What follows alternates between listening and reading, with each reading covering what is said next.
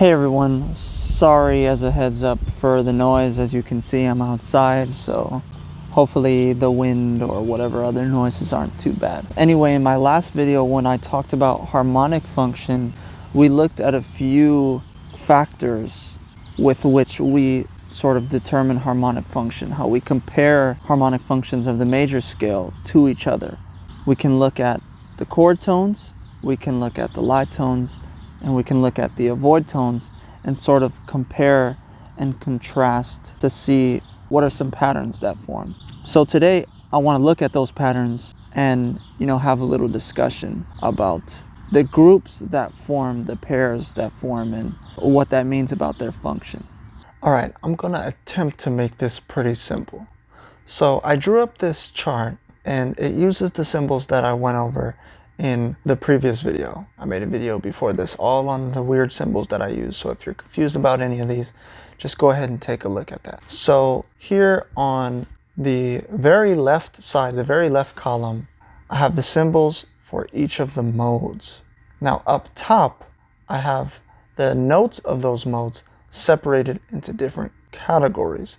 The categories that we look at to define the function of a chord or mode. And you can see right below chord tones, lie tones, and avoid tones, I have positional symbols for if you stack up a chord.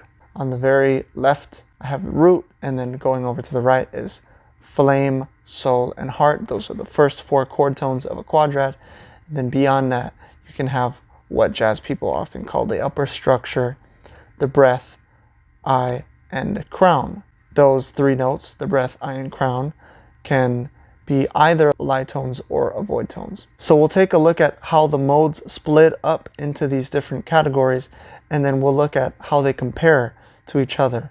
To make this as simple as possible, let's just focus on the right side of this chart and compare the commonalities. Let's get right into it and make our way down. Starting with the top mode, Ionian, we can see that it has one avoid tone, which is Fa. Now let's look for a mode that has that in common. If we sort of scan and scroll down, we can see that Aeolian also shares that one avoid tone in common. So if I were to play those two chords, Ionian with a Fa in it, that creates a certain effect, right? It gives a rub of tension. If I do that with chord 6 instead, that La quadrat, and play Fa, it's a pretty similar feeling. So functionally, they're the same. The next one is Dorian. If we look at the avoid tone section, we see that there are no avoid tones. Let's find its pair. Where's the other one that doesn't have avoid tones? Lydian. Both of these quadrats don't have any other non-chord tones that are a half step above chord tone notes, quadrat notes. So that means they have no avoid tones, and functionally for that reason, they're pretty much identical. The next one is Phrygian, but we're gonna skip that for now. So we'll come back to it and we'll take a look at Mixo instead. If we look in the avoid tone section for Mixo, we see that Do is its only avoid tone. And the other mode that has that in common is Locrian. Locrian also has Do as its only avoid tone. So functionally, they're pretty much identical. Let's quickly recap. We have three pairs so far. We have the Ionian Aeolian pair, we have the Dorian Lydian pair, and we have the Mixo and Locrian pair. Now, let's forget about that middle pair and just talk about the two that have avoid tones. If we look at Ionian and Aeolian with Fa as its avoid tone, this sort of describes what I think about as being the tonical function, tonic.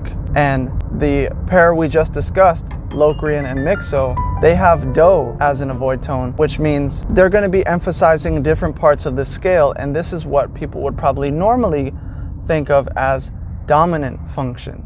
I don't like the term dominant for reasons that aren't important, but let's go back to that one we skipped really quickly. Phrygian, the third mode down. We see that it has two avoid tones, and they're the avoid tones that we already discussed, but both of them appear here. To me, what that suggests is that it's kind of a hybrid. It's sort of a cross between tonic function and dominant function. It's fluid. And if you look at its chord tones, that Phrygian quadrad, we see that the first two chord tones, mi and so, are the flame and the soul of Ionian. And if we look at the second two chord tones, ti and re, those are the flame and soul of mixo. In other words, it has two chord tones of tonic, two chord tones of dominant, and it has one avoid note of tonic, one avoid note of dominant. Yeah, it's a hybrid. So that to me means it gets treated differently than tonic. A lot of people will just, whenever there's a 3 chord in a song, people will sort of just treat it as if it's tonic a lot of the time. And I don't agree with that, because like we just discussed, if you play do on that chord, you're sort of changing its function. So that's that. Let's take one final look at the pairings that we've come up with and take a second to hear them.